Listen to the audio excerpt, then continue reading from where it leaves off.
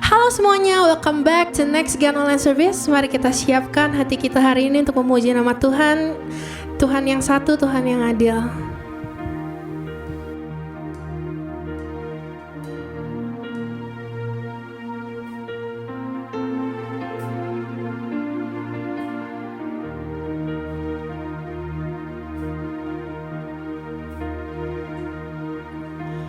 Grace that flows like a river,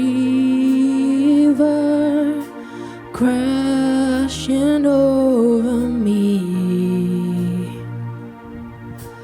Fount of heaven, love of Christ, overflows in me. Thank you, Jesus. Set me free.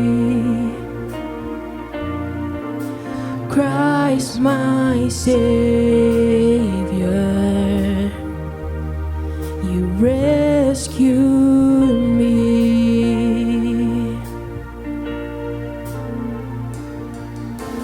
Take this life delivered, a vessel of your love, holy now devoted to see your kingdom come. Thank you, Jesus. Set me free. Oh Lord, Christ my Savior, you rescued me. Oh Lord, thank you, Jesus. Set me free. Oh, Christ my Savior, you rescued me. Oh, we want to say that we thank you, Lord, and we need you, Jesus.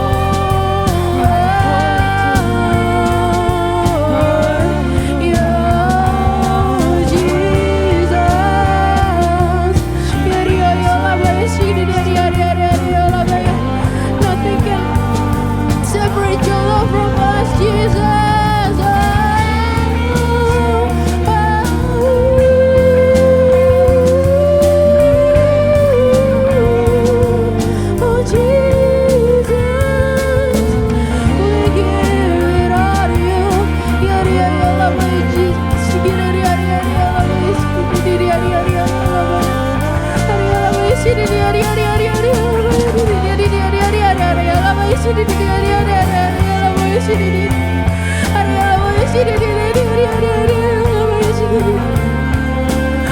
great you are, how great your love is, Jesus. Oh,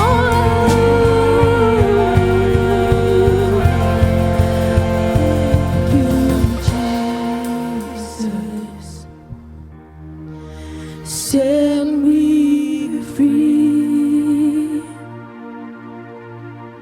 Christ my Savior. You rescued me.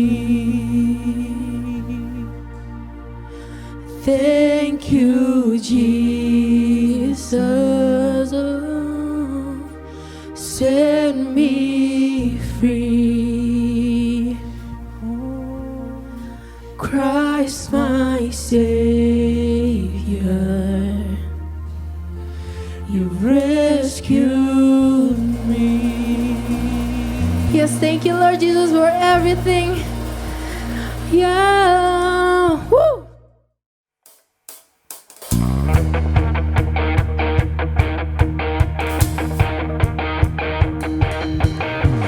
Through you, I can do anything. I can do all things, 'cause it's you give me strength. Nothing is impossible. Through you, blind eyes are open, strongholds are broken. I am living by faith. Nothing is impossible.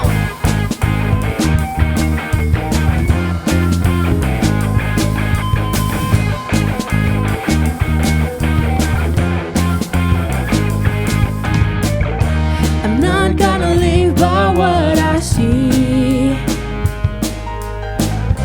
I'm not gonna live by what I feel.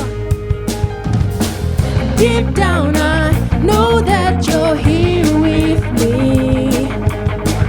I know that you can do anything. Through you I can do anything. I can do all things, 'cause it's you give me strength. Nothing is impossible. Through you, blind eyes are open, strongholds are broken. I am living by faith.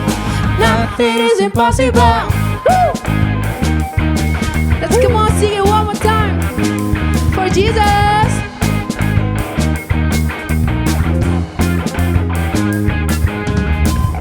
I'm not gonna live by what I see. I'm not gonna live by what I feel. Deep down I know that you're here with me. I know that you can do anything. Through you I can do anything. I can do all things, 'cause it's you give me strength. Nothing is impossible. Through you, blind eyes are open, strongholds are broken. I am living by faith. Nothing is impossible. Woo! Come on, let's sing. I believe. We believe in you, Jesus. Yes. Woo! Say it. I believe, I believe. I believe, I believe in you. I believe, I believe. I believe, I believe in you. I believe, I believe. I believe, I believe in you. I believe, I believe. I believe, I believe in you. I believe, I believe. I believe, I believe in you. I believe, I believe. I believe, I believe in you. Through you, I can do anything. I can do all things, 'cause it's you give me strength. Nothing is impossible. Through you, blind eyes are open, strongholds are broken. I am living by faith. Nothing is impossible. I believe, I believe, I believe. I believe, I believe in you. I believe, I believe. I believe, I believe in you. Yes, Jesus, we believe in you and your miracles. Woo!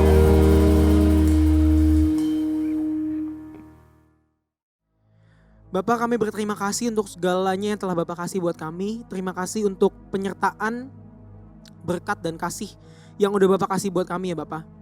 Bapak, sebentar kami ingin berdoa ya Bapak untuk negara kami, bahkan lebih besar dari itu ya Bapak, untuk dunia ini ya Bapak. Bahkan untuk diri kami sendiri Bapak. Bapak, kami gak tahu apa yang akan kejadian di depan nanti. Kami gak ngerti apa yang akan kejadian di depan nanti. Setelah yang kami lewati tahun ini ya Bapak, mungkin banyak halangan di tahun ini tapi kami percaya ya Bapak. Bapak selalu beserta kami, walaupun apapun itu yang terjadi, Bapak akan selalu bersama kami. Walaupun kami gak tahu di depan kami ada jurang sedalam apa, halangan sekejam apa, dan semua itu kami gak tahu akan kejadiannya kapan. Tapi yang kami tahu adalah Bapak selalu bersama kami, dan rencana Bapak baik akan kami. Terima kasih Bapak, terima kasih. Hanya dalam nama Tuhan Yesus, haleluya, amin. Teman-teman, mari kita persiapkan yang terbaik buat Tuhan untuk memberikan perpuluhan dan persembahan. Teman-teman semua dapat melihat QR code di layar dan dapat di-scan, lalu juga bisa melalui transfer melalui bank yang juga tertera dalam layar teman-teman semua. Mari kita deklarasikan persembahan kita, 1, 2, 3. Pada saat kami membawa persembahan, kami percaya pintu sorga terbuka dan berkat Tuhan dicurahkan. Setiap anak muda diberkati di kampus, marketplace, dan komunitas di mana kami berada. Kami memperoleh hikmat, kecerdasan, perkenanan untuk menjadi anak muda yang kreatif dan mampu menyelesaikan permasalahan yang ada. Perlindungan Tuhan atas hidup kami, keluarga kami, komunitas kami, dan pekerjaan kami sempurna. Menemukan pasangan yang tepat dan terbaik dari Tuhan. Di tengah-tengah dunia kami menjadi generasi yang relevan, yang memberikan pengaruh tanpa kompromi terhadap nilai-nilai yang kami percayai. Hanya dalam nama Tuhan Yesus. Haleluya. Amin.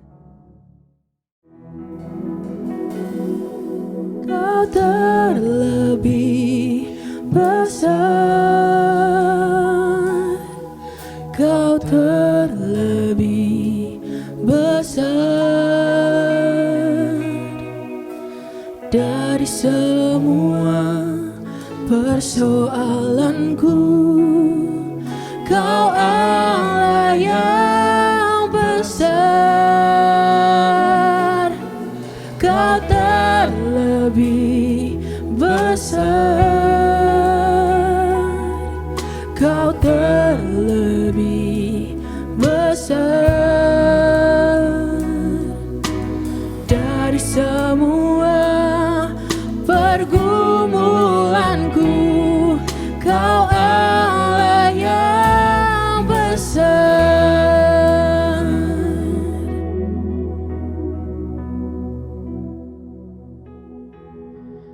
Oke teman-teman, mari kita bersatu dalam doa. Terima kasih Bapak untuk waktumu ya Bapak. Terima kasih hari ini kami dapat hadir lagi ya Bapak di online service ini ya Bapak. Di online service Next Generation GBI WTC ya Bapak. Bapak, sebentar setiap kami akan mendengarkan firman-Mu. Biar setiap kami dapat mendengarkan dengan baik dan dapat melakukannya setiap hari ya Bapak. Biar kami dapat menyerapi dengan baik dan biar kebenaran Bapak akan turun atas kami. Bapak, jagai kami agar kami dapat mengetahui isi firman dengan jelas dan mengertinya lebih dalam lagi, agar kami dapat mengerti-Mu lebih lagi ya Bapak. Terima kasih Bapak, hanya dalam nama Tuhan Yesus, haleluya, amin. Yes, amin. Hi Next Generation, ya asik, Next Generation. So ya, Hosea here, balik lagi sama gue Hosea di service sebelumnya. Mungkin ngeliat gue agak rusuh gitu kan, rambutnya. Jadi hari ini potong rambut karena ada yang komplain di Instagram. Jadi dikasih saran katanya, host salah fokus sama rambutnya. So akhirnya gue udah potong rambut. Semoga hari ini fokus kita ke Tuhan aja ya, jangan ke rambut gue lagi. Soalnya agak gak enak. Terus katanya ada yang bilang gue gendutan katanya. Host gemuk banget katanya gitu, kayak bulet banget. Iya, ini udah turun 10 kilo. Jadi mohon semoga ini tidak mengganggu layar anda semua lagi ya. Jadi bisa fokus sama firman Tuhan ya. Dan minggu lalu juga mungkin gue agak diem karena itu first time banget sharing di FLCC. Walaupun pernah sharing di mentoring, di beberapa tempat ngajar dan lain sebagainya. Tapi Rasanya beda banget ngomong depan kamera kayak gini, karena biasanya gue butuh interaksi, tapi ini kayak ngomong sama kamera aja. But gue percaya di sini sebenarnya ada ramai di sana yang nontonin. So semoga kita juga masih bisa ketemu lagi nextnya dan bisa interaksi bareng. Oke, sebelum kita masuk ke bahannya nih, gue mau nanya dulu. Karena gue suka orangnya, suka interaksi, gue mau nanya sama kalian. Jadi nanti setelah gue tanya nih sama next generation, asik yang ngomong next generation, asik loh. Ya, nanti gue mau nanya sama next generation dan tolong dijawab di komennya gitu, biar ada interaksi aja. Biar kita punya YouTube tuh interaksinya banyak gitu. Oke, so gue mau nanya nih, jadi teman-teman, gue yakin banget semua dari kita pasti mau bareng-bareng sama Tuhan. Mau ngejar Tuhan gitu. Bener gak? Bener dong? Ya, semua orang pasti mau menjadi seperti Kristus lah, bisa dibilang. Mau ngejar Tuhan, mau pengen tahu lebih dalam lagi, bahkan ada lagunya gitu. Mau tahu Tuhan tuh lebih lagi kayak gimana sih gitu. Gimana cara kita ngejar Tuhan. Nah, gue mau nanya nih sama kalian, boleh banget tulis di komen, nanti gue kasih 10 detik ya kayak Atta Halilintar. Oke, gue kasih 10 detik, nanti tolong dijawab di komen. Gimana cara kalian, menurut kalian sendiri ya, gimana cara kalian untuk mengejar Kristus atau pengen jadi Kristus gitu, pengen jadi pengikutnya Kristus gimana tuh? Oke, 10, 9, 8, 7, 6, 5, 4, 3, 2, 1. Oke, kelamaan, takut durasi. Gimana? Udah ditulis? Walaupun gue gak ngeliat, tapi gue percaya kalian udah tulis, harus jujur. Oke, so waktu kita mau ngejar Tuhan, waktu kita mau seperti Tuhan, mau gak mau ya kita harus ikutin gaya hidupnya. Kita harus tahu gimana sih gaya hidup Tuhan tuh arahnya kemana sih. Gaya hidup Tuhan tuh jalannya kemana sih kayak gitu. Nah mungkin beberapa dari kita ya host gue juga udah tahu. Dari zaman sekolah minggu udah dibilangin. Dari zaman teen sudah dibilangin. Dari zaman di FLCC sering banget diomongin sama mentor. Terus di dewasa muda mungkin juga diomongin sama mentor. Ya jujur ya, tapi gue di sini mau ngingetin bahwa gaya hidup Tuhan itu nggak sesimpel itu sebenarnya. Gaya hidup Tuhan itu nggak nggak segampang itu untuk lu bilang kayak iya gue mengikut Kristus dan gue pengen ikut gaya hidupnya Tuhan gitu. Sebenarnya nggak sesimpel itu. Maksudnya apa host? Nggak sesimpel itu. Ya, gue bisa bilang bahwa gaya hidupnya Kristus, ya maksudnya gue belum bisa 100% ya untuk ikutin gaya hidupnya Kristus karena siapa manusia yang bisa ngikutin 100% gaya hidupnya Kristus. Tapi kalau kita mau mengikut Kristus, ya harus bisa. Walaupun udah sering diomongin, ya harus belajar lagi kayak gitu kan. Tapi ada satu hal yang mungkin sebenarnya kita lupa nih. Gaya hidup Kristus itu adalah memuridkan. Gaya hidup Kristus itu salah satunya adalah memuridkan. Nah, kalau misalkan pengen jadi pengikut Kristus tapi nggak ikutan memuridkan, menurut gue agak ngeganjel ya. Walaupun presentasi gue untuk ngajak orang ke gereja dari 100% ya sekitar 98% lah gagalnya. 2%-nya berhasil tapi at least gue coba. Dengan cara-cara tertentu dan lain sebagainya. So, gue mau nanya nih sama teman-teman juga. Biasanya nih kalau kalian mau ngajak orang gimana sih? Gak usah ajak ke gereja deh. Ngajak main aja, ngajak jalan. Misalkan kayak, PSBB ya susah ya. Mau bilang ngajak ke Aeon nanti tutup. Ya pokoknya katakan lain lah nggak PSBB, ngajak ke mall kemana. Kayak kalau ngajak orang gimana? Kayak, woi main yuk. Atau kayak gimana? Coba jelasin. Boleh ya, boleh di komen lagi. Ya, cara kita untuk ngajak orang mungkin sebenarnya beda-beda. Kalau misalkan udah deket kayak biasa aja ngomongnya kayak, woi cuy ayo jalan bareng yuk, ayo main futsal yuk. Kalau udah teman dekat santai aja, tapi kalau misalkan baru kenal kan kayak sungkan kan kayak, mau gak ikut bareng kesini bla bla bla bla. Nangkep gak maksudnya? Biasanya kayak gitu kan, kalau orang baru kenal sama yang udah deket tuh beda gitu cara ngajaknya. Nah, gue sebelum mau nanya lagi, kita tuh kalau misalkan diajakin sama orang nih, katakanlah kalau tadi mikirin diri kita sendiri ribet gimana cara ngajak orang.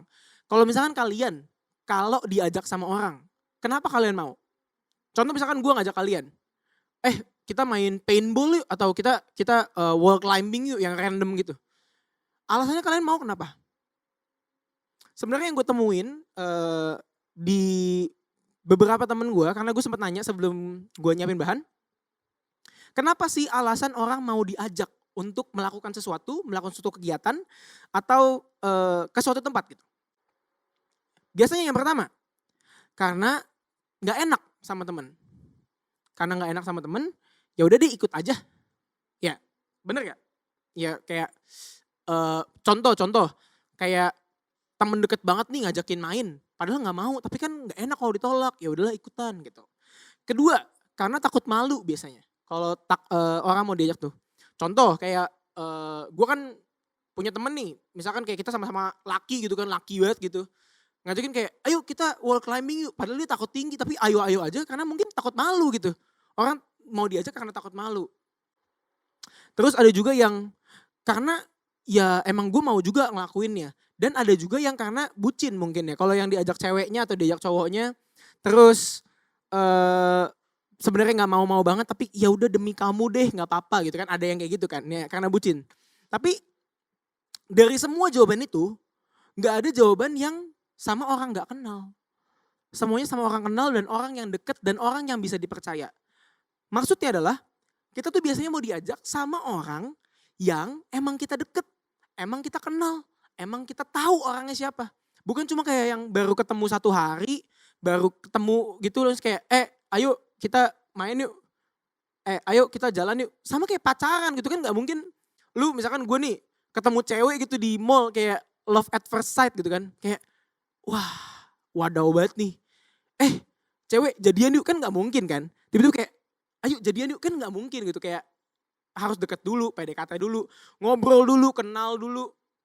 Biar apa? Ya biar tahu kenal dulu arahnya kemana dan lain sebagainya, saling percaya, mungkin baru bisa diajak pacaran kayak gitu. Nah itu cara invite orang dan cara mungkin orang dapat pacar kayak gitu. So gue mau nanya juga nih, mungkin ada beberapa teman di sini yang udah mulai bisnis atau mulai kerja. Biasanya orang-orang yang mulai bisnis, mulai kerja itu mulai ada collaboration, ada partnership dan lain sebagainya. So kalau mau ada collaboration sama partnership, gue tahu banget dengan jelas, gue tuh selalu deketin dulu orangnya, kita ngobrol dulu dengan baik, kita ngobrolnya tuh sampai intimate banget, sampai deket banget, sampai udah kayak berasa temen, baru gue ajakin. Kalau misalkan gue tiba-tiba kayak ketemu orang gitu kayak, Pak, kita kolaborasi, padahal nggak kenal, padahal nggak tahu dia maunya apa, value-nya nggak tahu harus ngapain, tujuan goalnya nggak kita ceritain, nggak mungkin kan. Orang mau punya pasangan, mau dipercaya orang, mau ngajak orang, mau diterima waktu kolaborasi, itu perlu kenal, perlu deket dulu, perlu apa? Perlu intimate dulu lah. Karena lu percaya sama orang itu dan dia percaya sama kita, makanya kita baru bisa ngajak dia. Hal ini sebenarnya sama-sama apa?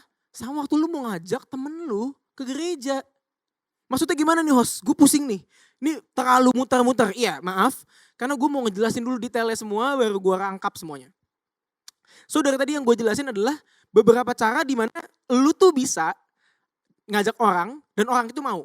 Walaupun ada 50-50 gitu persentasenya. Mungkin ada kemungkinan dia gak mau, ada mungkin juga dia mau. Tapi at least lu memperkecil variabel dia gak mau. Dengan cara apa? Dengan cara lu deket sama dia. Contoh, kalau lu mau ngajakin temen lu yang mungkin udah gak ke gereja sekitar 10 tahun, udah gak tahu bentuknya gereja kayak gimana, bahkan mungkin dia gak pernah ke gereja sama sekali, mungkin dia kepercayaannya lain, mungkin dia gak tahu nih harus ngapain, mungkin dia kerjaannya ya, mungkin dia gak bisa bedain antara gereja dan klub gitu, bahkan kayak gitu, separah itu mungkin. Ya kalau sampai di titik itu lu mau ngajakin dia tapi lu gak deket sama dia kayak cuma temen sekelas atau satu kampus tapi beda angkatan atau satu kampus tapi beda fakultas, terus gak pernah ngobrol gak pernah apa, lu tiba-tiba kayak contoh, ini orang lewat teman lu nih, kayak gue lihat lu jarang ke gereja dah, gereja yuk, kan gak mungkin, gak gitu kan konsepnya, gak gitu. Gak mungkin dong lu tiba-tiba kayak ketemu siapa nih, ketemu temen lama lu gitu yang udah lama gak ketemu, temen SMP lu, terus udah temen SMP itu, udah lu bully terus tiap hari waktu SMP, lu kata-katain dia, tiba-tiba pas ketemu lagi, lu ngajakin dia ke gereja. Tuh orang mana mau coy. Tuh orang gak gitu konsepnya, orang tuh harus percaya dulu baru mau diajak. Kalau misalkan, iya dia aja udah sebel sama lu, dia udah gak percaya sama lu, dia udah bete sama lu, atau bahkan lu nyebelin gitu di lingkup itu, di komunitas itu. ya mana mau dia dikasih sesuatu yang mungkin sebenarnya baik gitu. Tujuannya baik, lu ngajak ke gereja tujuannya baik. Tapi kan yang dia pikir enggak. Konsep pikirannya dia, paradigmanya ya lu nyebelin. Karena lu ngeselin ya ngapain gua harus ikut lu. Walaupun itu baik. Sih? Ngerti gak maksudnya arahnya kemana? Waktu lu mau ngajak orang, waktu lu mau intimate sama orang, ayo kita bareng-bareng. Nah, yang jadi masalah adalah lu tuh cuma mediator. Lu tuh bukan ngenalin diri lu sendiri. Lu cuma ngenalin Tuhan sama dia. So, kalau lu gagal jadi mediatornya, gimana dia tuh bisa ngerasain kasih Kristus dengan segitunya gitu. Padahal mungkin dia emang butuh. Kita kan gak tahu kan orang kapan butuh Tuhannya, dia emang lagi butuh support atau enggak. Kita tuh gak tahu. Tapi satu hal yang perlu kalian tahu adalah kita tuh harus jadi dampak di mana-mana. Kita harus punya rasanya kita. Kalau orang tuh gak ada kita tuh kehilangan banget. Contoh misalkan jangan gua terus siapa ya? Misalkan kayak ini deh yang biasa suka khotbah di sini, kok komentar gua Ronald gitu kan. Kalau nggak ada Ronald tuh nggak rame banget deh. Kalau nggak ada Ronald tuh sepi deh rasanya. Atau mungkin ada ini yang main gitar yang suka khotbah juga Davin. Dia lucu banget kan orangnya. Mungkin rasanya kayak gitu, kalau nggak ada Davin nggak seru ya. Nah, justru lu di tongkrongan lu, di komunitas lu, di kampus lu, lu punya ya apalah itu lembaga, kelas dan lain sebagainya. Sampai di titik itu harusnya. Sampai waktu lu nggak masuk orang semua berasa kayak, wadah, nggak enak banget ya. Nggak ada si Jose ya. Waduh, nggak enak banget ya nggak ada si Ronald ya. Waduh, nggak enak banget ya nggak ada si Davin ya. Sampai di titik itu, lu punya komunitas. Sampai di titik itu pertemanan lu tuh bisa jadi dampak. Nah, kenapa harus lu jadi dampak? Mungkin udah sering banget diomongin sama youth pastor kalian, sama orang-orang yang juga berdiri di tempat gue yang sama ini. Mungkin kalian udah sebel banget gitu kan. Contoh paling simple adalah Kobe Bryant. Mungkin di sini ada yang main basket. Gue nggak tahu yang nonton ini ada yang main basket. Kebetulan gue suka basket, gue main basket. Dulu tuh gue nggak suka Kobe Bryant. Karena menurut gue Shaq tuh lebih punya keunggulan dan ngebawa Lakers tuh bisa menang gitu. Lakers tuh menang cuma karena Shaq, bukan karena Kobe. Menurut gue. Tapi di titik Shaq O'Neal ini dia cabut dari Lakers. Dia udah pensiun gitu kan. Masih ada Kobe, ternyata dia masih menang Lakers. Ternyata yang bikin dampak, Kobe juga bikin dampak banget. Bahkan sampai dia akhirnya pensiun dan akhirnya dia meninggal, dia semua orang kehilangan gitu. Kayak orang tuh sadar banget ada dia gitu, kayak spotlightnya semuanya di dia gitu. Mungkin next akan kejadian sama LeBron James. LeBron James ya tahulah sekarang, kalau di tim itu gak ada LeBron James, mungkin tim itu tidak akan bergerak kemana-mana. Spotlightnya semuanya di James. Nah, tujuan hidup lu, harus lu bisa kayak gitu. Di setiap komunitas lu, di marketplace, dimanapun, tempat kerja, dan lain sebagainya.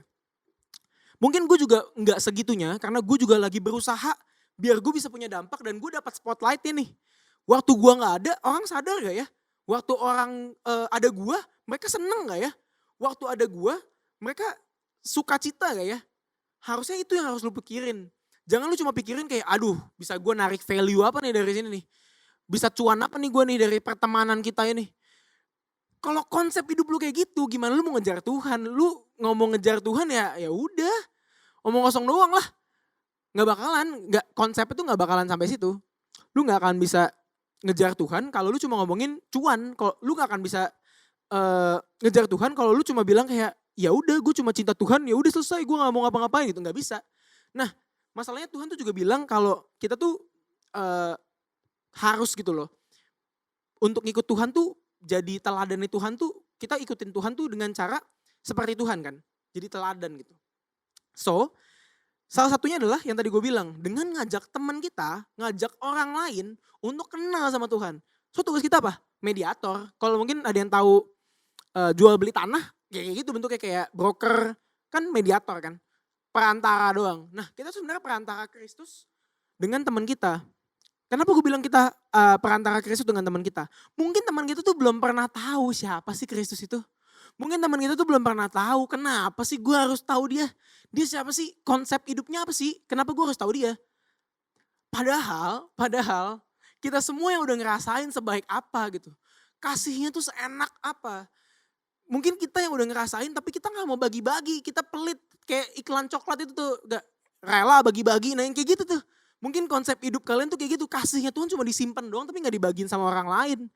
Padahal biar mereka yang gak tahu Kristus dan bisa ngerasain kasihnya dengan cara kita ngenalin. Emang susah, gue tahu. Emang susah. Mungkin akan ada penolakan, mungkin akan ada macam-macam. Mungkin ada lu bakal dimusuhin mungkin. Tapi at least lu coba untuk ngenalin Kristus sama mereka. Ya yang kayak tadi gue bilang, dengan cara lu ngenalin Kristus, itu lu jadi teladannya Kristus juga karena lu memuridkan. Nah, kalau misalkan dia gak mau diajak gimana? Justru lu harus hilangin variabel-variabelnya nih. Yang tadi gue bilang. Ya lu harus dekat dulu sama dia, lu selalu ada buat dia. Lu jadi apa ya? Jadi sosok yang bisa bantu dia dalam masalah. Jadi sosok yang bisa jadi jawaban buat dia.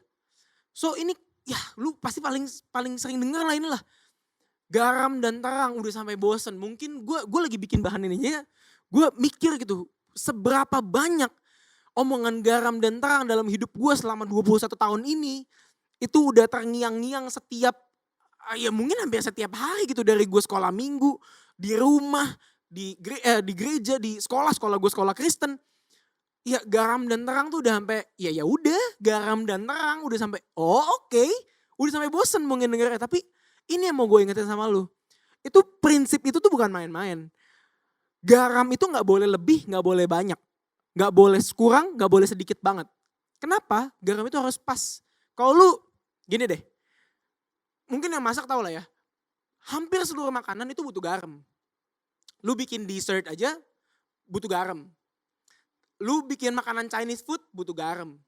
Lu bikin makanan Indonesia butuh garam. Lu bikin makanan Eropa butuh garam. Pasti dibutuhin, seasoning itu butuh banget di setiap masakan. Waktu lu misalkan masak masakan Indonesia nih yang heavy banget gitu, rasanya tuh kayak gitu, greget banget gitu kan. Ya garamnya banyakin. Sesuaiin sama kebutuhannya. Kalau misalkan kayak makanan yang agak hambar-hambar gitu buat orang sakit, garamnya sedikitin. Nah maksud gue kenapa gue harus ngomongin ini, masalah garam ini. Garam itu harus pas. So presence-nya lu itu juga harus pas. Kalau temen lu butuh solusi, ya lu kasih solusi. Tapi kalau dia gak butuh solusi, cuma butuh didengerin terus lu kasih solusi, ya lu disebelin pasti sama dia. Kadang tuh semua masalah, mungkin aja dia gak butuh solusinya. Dia udah tahu solusinya, tapi dia butuh orang buat diceritain doang. Dia cuma butuh orang yang dengerin dia, yang mungkin gak ada orang lain yang mau denger dia gitu. Dan yang lain cuma ngocehin dan marah-marahin dia. Apalagi jujur sebagai anak psikologi, gue tuh agak sebel sama orang yang kayak, harusnya tuh kamu bersyukur. Harusnya tuh kamu bersyukur. Kenapa? Karena Tuhan tuh baik sama kamu. Coba kamu lihat sama yang lain di sana. Masalahnya secara psikologis itu bukan jadi emotional support. Ngerti gak? Kenapa bisa dibilang bukan emotional support? Ya lu cuma ngocehin dia. Yang dia butuhin tuh cuma didengerin, dapat emotional support, selesai. Tapi masalahnya malah jadi makin ya suram karena ditambahin kayak gitu. Bumbunya kebanyakan. Yang harusnya gak ada garam, tambahin garam lagi. Giliran butuh garam, garamnya kurang. Konsepnya sama kayak terang. Kalau lu lagi mau photoshoot, mungkin fotografer tahu. Kalau lighting ini di sini lighting ada di kiri gue dan di kanan gue untuk nyimbangin shadow di belakang gue. So, kalau misalkan lightingnya di sini semua lighting putih banget dong, Pak. Jadi, ngerti gak sih? Semua itu nggak boleh berlebihan, semua itu nggak boleh kurang, harus pas. Terang di sini tuh harus pas. Kalau ini kelebihan, ya mungkin di sini lu cuma lihat putih doang gitu. Exposure-nya banyak banget, lu mau edit kayak gimana pun nggak bisa, karena terang putih semua. Tapi kalau misalkan ini gelap, ya lu mau edit kayak gimana pun ya nggak bisa juga. Sama kayak gitu. Konsep lu punya hidup untuk lu mau ngajak orang, lu punya presence di hidup orang lain, itu kayak gitu. Kalau kelebihan, ya nyebelin. Kalau kurang, apalagi. Ngerti gak sih? Sampai sini udah jelas belum? Gue agak gebu-gebu karena gue agak suka greget gitu sama orang yang suka ngasih respon tuh berlebih gitu. Padahal gak seharusnya kayak gitu. Kadang presence kita aja udah cukup kok buat mereka. Kita ada di sana udah cukup kok. Sampai kita jadi dampak buat mereka. Dan mereka akan tahu sendiri kok value kita dari mana. Value kita dari Kristus. So Gimana cara kita ngejar Tuhan? Dengan itu. Oke, sebelumnya gue mau baca satu ayat dari dua sebenarnya sih. Yohanes 1 ayat 40, ayat 45 sampai 46. Gue bacain aja. Filipus bertemu dengan Nathanael dan berkata kepadanya, kami telah menemukan dia. Dia ini Tuhan ya. Yang disebut oleh Musa dalam kitab Taurat dan oleh para nabi, yaitu Yesus, anak Yusuf dari Nazaret. Kata Nathanael kepadanya, mungkinkah sesuatu yang baik datang dari Nazaret? Mungkin ayatnya agak bingungin ya. Kayak apa sih host? Kayak ya terus nemuin, oke nemuin. Terus apalagi nih? Kata Nathanael kepadanya, mungkinkah sesuatu yang baik datang dari Nazaret? Terus sesuatu yang baik cuma datang dari Nazaret? Oh enggak. Poin gue gak ke sana. Waktu gue baca ini, gue kayak emang sih sebenarnya kalau lu pikir doang, gak ada arti yang jelas dari ayat ini mungkin. Tapi sesuatu yang nancep di pikiran gue waktu gue baca ayat ini tuh kayak, nih dengerin ya. Filipus bertemu dengan Nathanael dan berkata kepadanya, kami telah menemukan dia. Jadi si Filipus ini ngomong sama Nathanael. Jadi udah ditemuin nih si Yesus ini. Yesus udah ditemuin. Kenapa dia bisa sampai sesenang itu nemuin Yesus? Ini yang mau gue ambil. Kenapa sih? Terus kenapa kalau Yesus sudah ketemu kenapa gitu? Mungkin gue gak tahu ya. Dari setiap kalian udah ada yang pernah belum ngerasain bener-bener rasanya kayak Tuhan tuh hadir. Mungkin banyak dari kita yang bilang kalau iya Tuhan hadir, terus dalam doa Tuhan bersama kami dan sebagainya. Tapi gue gak tahu nih, dari setiap kita semua, termasuk gue sendiri mungkin, pernah gak sih ngerasain yang bener-bener Tuhan tuh datang buat lu, buat ngasih tahu something sama lu. Rasa itu sesenang apa? Sesenang itu harusnya. Karena lu ketemu dia. Nah, untuk lu ngejar dia dan ketemu dia, lu harus jadi teladannya. Lu harus ikutin semuanya yang dia lakuin. Nah, salah satunya memuridkan. Lu memuridkan gimana caranya deketin orang jadi dampak. Sih, semuanya dalam hidup lu senyambung itu sebenarnya. Lu mau ngejar Tuhan, cuma omong kosong kalau lu gak bikin apa-apa. Lu cuma doa tiap hari, tapi lu gak bikin action di luar sana, ya percuma. Lu cuma kayak, aduh, kerjanya cuma di rumah, doa, baca Alkitab, ya bagus. Tapi sesuatu yang bagus lu simpan sendiri gitu. Lu gak bagiin sama teman-teman lu yang mungkin butuh gitu, udah haus banget. Kayak harusnya lu bisa jadi orang yang datang waktu temen lu tuh haus banget gitu. Kayak lu bawa minuman dingin atau ya Coca-Cola gitu kan yang ada bulir-bulir keringetnya itu di botol. Abis main bola lu pernah gak sih ngerasain kayak aduh enak banget. Nah itu lu tuh harus jadi orang yang bawain itu. Teman-teman lu yang haus akan kasihnya Kristus, lu bawain kasihnya Kristus melalui hidup lu. Ya gue tahu mungkin gak simple. Gue tahu. Karena gue juga susah. Gue orangnya kayak gini gitu kan. Gue orangnya straight banget. Untuk ngomong jadi faking, maksudnya untuk yang baik-baik gitu, faking good. Susah banget gue. Gue orangnya straight banget, gue jujur banget. Iya, enggak. Kalau gue gak suka gue akan bilang. Tapi mau gak mau, lu harus menyenangkan hati orang. Dengan cara apa? Ya lu sebenarnya harus jujur juga. Kalau misalkan lu gak suka, ya mungkin lu tahan dulu. Dan lu coba cari sisi positifnya. Jangan sampai lu cuma musuhin orang cuma karena lu gak suka. Dan akhirnya seharusnya lu bisa jangkau dia. Jadi pengikut Kristus dan ngerasain kasih Kristus. Tapi ternyata enggak. Dan lu nyanyain kesempatan lu. Padahal kesempatan itu gak datang 2 kali. Percayalah, kalau kesempatan datang 2 kali, semua orang mungkin bisa sukses. Semua orang mungkin gak akan pernah gagal. So, last word dari gue. Chasing Jesus means sharing Him with them. Let's pray. Terima kasih Bapak untuk firman-Mu ya Bapak. Terima kasih ya Bapak. Sekali lagi kami berterima kasih untuk segala hal yang telah Bapak kasih setiap kami. Bapak kami ingin ngejar Tuhan ya Bapak. Bapak kami mau seperti Kristus. Kami mau hidup kami bisa jadi dampak di setiap kami ya Bapak. Di setiap komunitas kami, di setiap marketplace, di setiap tempat kerja kami, di sekolah kami, di kampus kami ya Bapak. Kami mau jadi dampak. Kami mau kasih tahu. Kasih Kristus tuh buat semuanya. Kasih Kristus tuh buat mereka semua yang bisa ngerasain ini. Kasih Kristus itu nyata buat mereka. Mungkin mereka sampai saat ini belum tahu rasanya gimana dikasihin Kristus. Mungkin sampai saat ini mereka belum tahu enaknya dipeluk sama Kristus tuh gimana sih. Tapi kami yang mau kasih tahu ya Tuhan. Kami percaya setiap kami, Jose percaya setiap yang nonton ini, bahkan yang semuanya mendengarkan ini, bahkan Jose sendiri, kami yang bakal kasih tahu siapa Kristus. Kami yang bakal kasih tahu siapa Tuhan kami yang selalu mengasihi kami walaupun di tengah-tengah dampak kayak gini. Tuhan kuatin hati kami, Tuhan kuatin pikiran kami, Tuhan kuatin keyakinan kami agar kami gak goyah. Kami gak takut waktu mau bilang kayak iya kami Kristen, kami anak Kristus. Kamu mau ngerasain kasih Kristus gak? Kami seharusnya gak takut. Kami seharusnya bangga. Kami seharusnya bangga jadi anak Kristus. Bapak biar setiap kami memiliki kebanggaan yang sama menjadi seorang Kristen dan menjadi pengikut Kristus. Karena kami telah merasakan kasih Kristus. Biar kami dapat membagikan kasih Kristus buat teman-teman kami. Terima kasih Tuhan, hanya dalam nama Tuhan Yesus. Amin. Mari sama-sama kita siapkan anggur dan roti untuk menerima perjamuan kudus pada hari ini.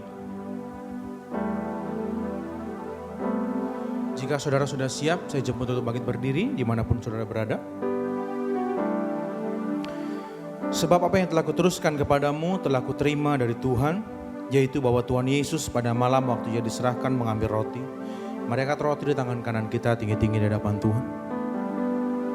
Dan sesudah itu Ia mengucap syukur atasnya, Ia memecah-mecahkannya dan berkata, inilah tubuhku yang diserahkan bagi kamu. Perbuatlah ini menjadi peringatan akan aku.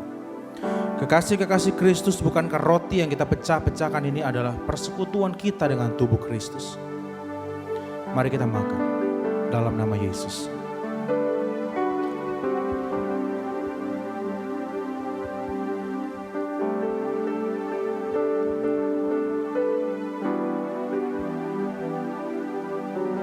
Mari kita angkat cawan di tangan kanan kita tinggi-tinggi. Demikian juga Ia mengambil cawan sesudah makan lalu berkata, cawan ini adalah perjanjian baru yang dimeteraikan oleh darahku. Perbuatlah ini setiap kali kamu meminumnya menjadi peringatan akan aku. Bukankah cawan pengucapan syukur yang atasnya kita ucapkan syukur ini adalah lambang persekutuan kita dengan darah Kristus? Mari kita minum dalam nama Yesus.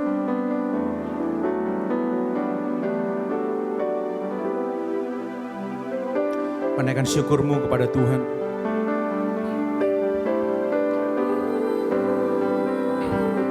Sampaikan terima kasihmu kepada Tuhan. Karena selalu baru berkat-Nya, kebaikan-Nya, kesetiaan-Nya setiap hari melanda hidupmu dan keluargamu. Dan sungguh tiada Allah yang seperti Engkau, Yesus. Allah yang berani berjanji dan pasti menepatinya. Banyak orang yang berjanji tapi mereka tidak menepati. Kami mengucap syukur sebagai orang percaya. Karena setiap perkataanmu, janjimu, firmanmu adalah ya dan amin bagi setiap kami. Oh rakudia muruhlubunaya siambaraku. Terima kasih Tuhan. Terima kasih Yesus. Terima kasih Tuhan untuk setiap kekuatan yang Kau berikan bagi kami. Sehingga kami dimampukan berjalan Tuhan. Ajar kami untuk melihat bukan dengan mata jasmani kami. Karena meskipun keadaan tidak menentu, tapi kami percaya orang yang mengandalkan Tuhan tidak akan pernah ditinggalkannya. Orang yang berjalan bersama dengan Tuhan, hidupnya dijamin oleh sorga. Jadikan kami Tuhan anak-anak muda yang takut akan Engkau, yang mengasihi-Mu Tuhan, yang juga berlaku setia kepadamu seperti Engkau setia kepada kami. Persiapkan hati kami Tuhan, pikiran kami, kehendak kami Tuhan untuk takluk kepada kebenaran firman Tuhan. Sehingga kami menjadi anak-anak muda yang efektif, menemukan panggilan kami sejak kami muda Tuhan. Kami akan menjadi anak muda yang berbeda, yang bisa dipercaya Tuhan untuk menolong sesama kami, generasi kami. Karena kami percaya Tuhan, sebentar lagi di waktunya Tuhan, Engkau akan mencurahkan Tuhan roh-Mu Tuhan secara besar-besaran Tuhan atas bangsa ini. Dan kami gak mau menjadi anak-anak muda yang hanya kagum dan takjub akan kebaikan dan kehebatan Tuhan. Kami mau menjadi anak-anak muda yang siap pada waktu roh-Mu dicurahkan Tuhan. Kami siap Tuhan menanggung beban yang Tuhan percayakan kepada kami. Karena setiap orang yang dilawat Tuhan, mereka adalah bagian kami Tuhan. Kami mau memakai hidup kami Tuhan untuk menjadi perpanjangan tangannya Tuhan atas mereka. Kami mau bawa mereka ke rumah-Mu. Kami mau bawa mereka kepada pengenalan akan Kristus. Mereka yang belum mengenal Tuhan akan mengenal Tuhan lewat hidup kami. Dan kami berdoa Tuhan, nama Yesus akan menjadi nama yang diperbincangkan di mana-mana. Di seluruh pelosok, kampung, desa, kota sekalipun Tuhan, nama Yesus akan menjadi nama yang dibicarakan oleh banyak orang. Karena Engkau begitu dahsyat dan hebat. Kami melepaskan berkat Tuhan atas gereja ini Tuhan, atas GBWTC, atas Banten Tuhan, atas Indonesia Tuhan. Biar lawatan-Mu Tuhan menyeluruh Tuhan atas bangsa kami. Setiap pulau yang ada Tuhan akan menikmati kasih-Nya Tuhan. Terima kasih Bapa. Kami percaya Tuhan, tangan-Mu selalu ada Tuhan atas bangsa kami. Pulihkan Indonesia. Pulihkan kami Tuhan dari segala krisis ekonomi Tuhan, aku berdoa. Tuhan jaga pekerjaan usaha setiap kami, orang tua kami, supaya kami gak mengalami kekurangan Tuhan.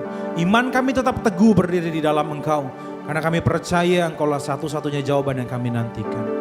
Terima kasih Tuhan untuk firman-Mu.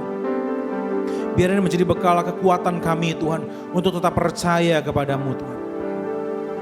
Dan kalau sebentar kami akan menyelesaikan ibadah kami mau angkat dua tangan kami untuk terima berkat-Mu.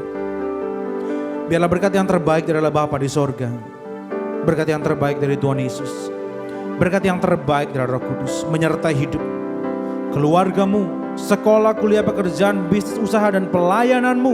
Mulai hari ini, besok, bahkan sampai selama-lamanya. Kita yang percaya dan diberkati Tuhan, sama-sama katakan amin, amin.